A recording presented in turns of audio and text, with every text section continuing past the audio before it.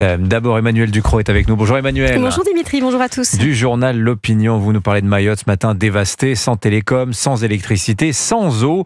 L'eau qui, avant même le drame du cyclone, est un problème récurrent dans la vie des Mahorais.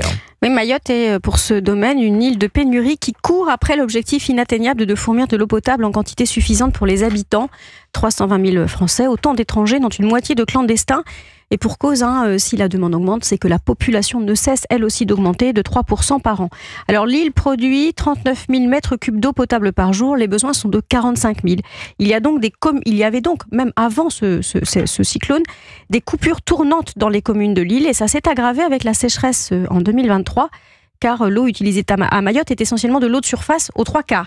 La population subit donc des coupures. 1 jour sur 3, des villages sont régulièrement privés d'eau plusieurs jours d'affilée.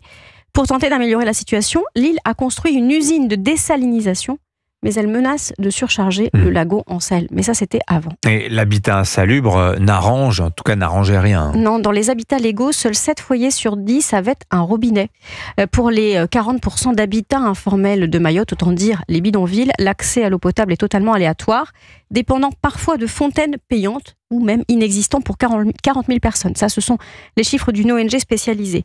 Il faudrait, selon la Cour des comptes, un énorme effort de 600 millions d'euros de la part du syndicat mixte local pour arriver à un niveau suffisant de production et d'adduction d'eau dans l'île en 2040. Problème, évidemment, cet argent, il ne l'a pas et il n'a pas non plus les compétences pour mener un tel chantier.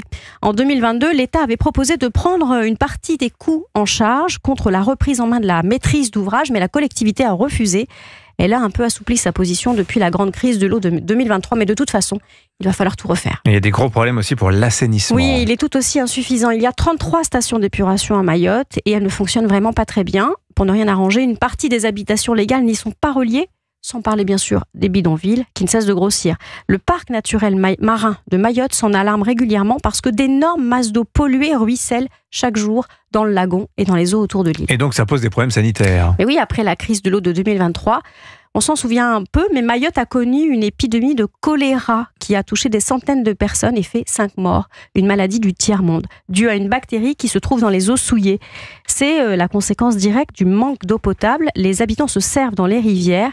Il a fallu ensuite une campagne de vaccination massive pour endiguer l'épidémie. Et tout ça, c'était avant l'ouragan Chido. Mais oui, on peut maintenant craindre le pire. Plus d'eau potable courante, plus d'assainissement, de la boue, des décombres partout, des matières organiques en décomposition, des enterrements sans règles, sans doute aussi, on s'en doute, des déversements de substances toxiques dans le sol qui vont polluer la ressource.